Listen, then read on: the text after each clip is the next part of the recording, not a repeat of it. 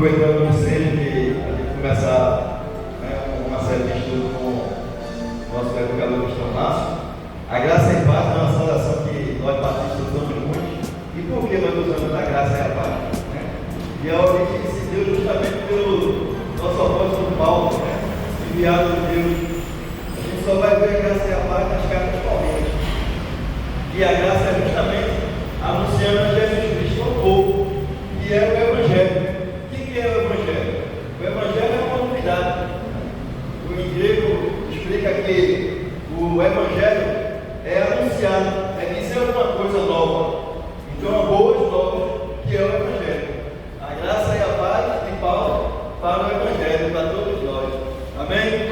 Marcos capítulo 16, verso 15. Perguntei se todos se encontraram, perdi a Bíblia. Vamos lá, vou ler o 14 e vou começar a anunciar para vocês da maneira que a gente possa absorver um entendimento melhor para aplicarmos em nossa vida. Verso 14.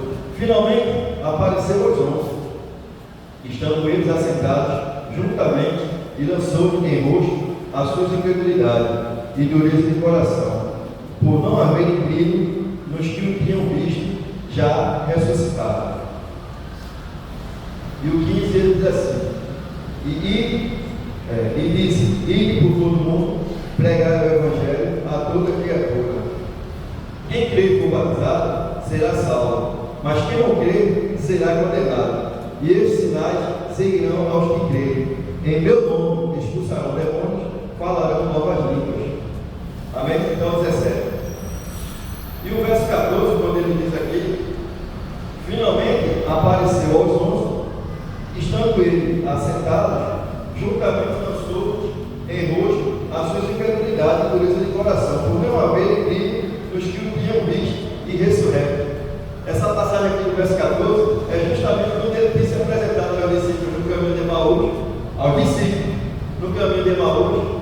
E eu gosto muito dessa reflexão, porque muitas vezes a gente faz uma análise de nossa fé, nossa própria fé, e a gente se sente pequeno, não credor, uma fé bem menor do que a de grão de mostarda, como lá na Bíblia deixa o exemplo.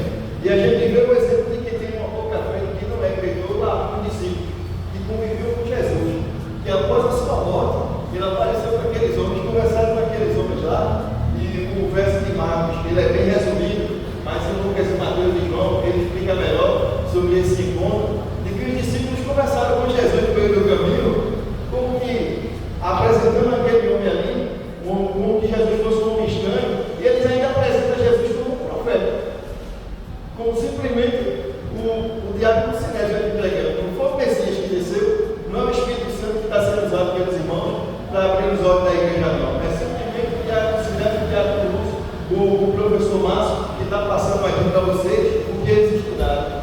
Onde, na verdade, quando a gente vem para a igreja, crê que Deus vai falar com a gente esquece qualquer que seja a figura da pessoa que aqui na frente está presente e foca somente no conteúdo que tem saído da boca desse jumento. Eu costumo dizer que jumentinho aquele lá tem aquela nome há mais de 2 mil anos até hoje fala. E até hoje faz milagre, não opera milagre, ele fica vivo. Assim, estejamos aptos para ouvir a mensagem de Deus. Então, primeiro do que tudo, Jesus nos aqui, logo o culto da disciplina, da doutrina, Todo mundo encontrou com ele depois que ele se revelou lá na Ceará. Aí ele disse: você não crê. Jesus teve um ministério de 3 anos com aqueles homens, pregando, ressuscitando, curando vidas.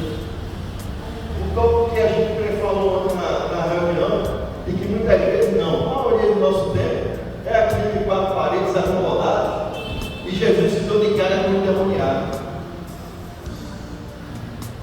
E ele tomou a alternativa de curvar sozinho, discípulos que o acompanharam.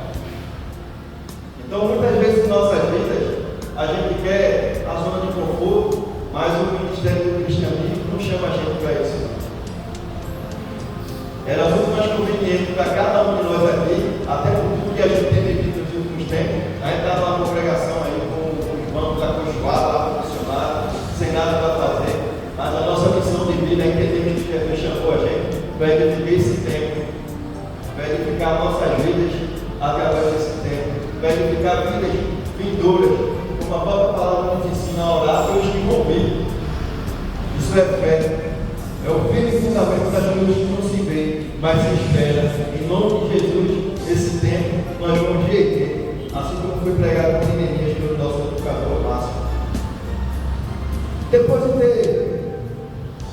feito essa observação com os discípulos, eles foram vir soltar a sua idade, para se despertarem. Agora entendo que eu vim aqui para vocês, para que vocês ir por todo mundo e pregar o Evangelho a toda criatura. E ele podia dizer que pregar a boa nova, e pregar a boa notícia, avisem ao povo que eu ressuscitei, tudo que preguei, tudo que passei a minha vida anunciando, não aconteceu. Aquelas mulheres falaram. E a gente vê com Jesus, na visão dos conservadores naquele tempo, bem rebelde. Ele veio para o povo rebelde. Se formos analisar, ele usou duas mulheres, que foram as primeiras testemunhas do seu ressurreto, após ter ressuscitado, para falar. E as mulheres, até hoje na cultura dos hebreus, lá em Israel, elas não têm autonomia. E se antes naquele tempo não tinha nenhum, hoje tem pouquinho. Hoje, graças a Deus, tem melhorado isso aí, direitos humanos têm entrado em ação, e tem mudado a mente de muitas pessoas. Inclusive, temos que tomar esse exemplo aqui, nossa igreja mesmo, nossas vidas. De que, como o Márcio estava falando aqui, o que é suportar os meus irmãos em amor? Eu vou viver com ele, com o jeitinho dele, da paz e graça. Está dizendo aí, a gente nem o costume de Gilson, fica da graça e paz, da paz e graça. Então, a gente conversa com ele assim, todo mundo com relação a isso, quando eu pegar a internet, é o jeitinho dele, ele dá a saudação dele. E em tantas maneiras, só fiz uma observação, mas tantas maneiras de nossos irmãos que, de repente, alguém pode se sentir incomodado, não, na verdade, ele tem que suportar. Afinal, a gente passava uma hora e meia ou duas aqui na igreja. Será que a família do irmão é tão assim que possa me incomodar? Eu não posso passar 2 horas com essa maneira, seja lá o que for, só para um exemplo, eu não passo 2 horas na salvação aqui.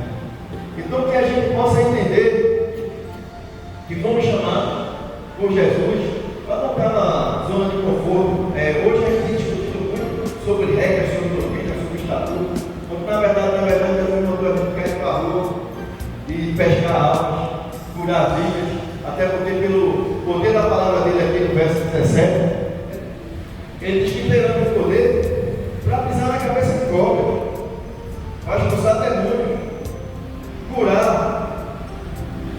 E a gente se prende muitas vezes com regras, mas é crucial a gente ter essa doutrina, a gente ter essa legislação. No mundo todo existe a lei, existe a justiça. Dentro da igreja não pode ser diferente, senão vamos viver um pouco desordenado. É fundamental, mas o mais importante para cada um de nós, tem um dito que eu até procurei ser na Bíblia, mas não é um dito popular que os católicos costumavam falar, sempre parte deles aí, que a vida espiritual dele era tão plausível para as pessoas que eles diziam: se possível, eu vou pregar com a boca.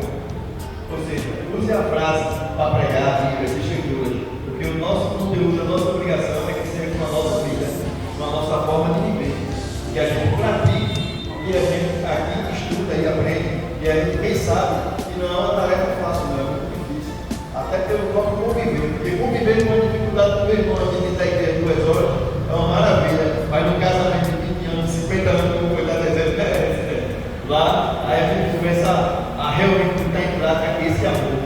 Mas é muito bom eu compreender a dificuldade de minha família em amor, mas eu tenho que ter essa dificuldade de enfrentar com o endemoniado lá na rua, com o drogado.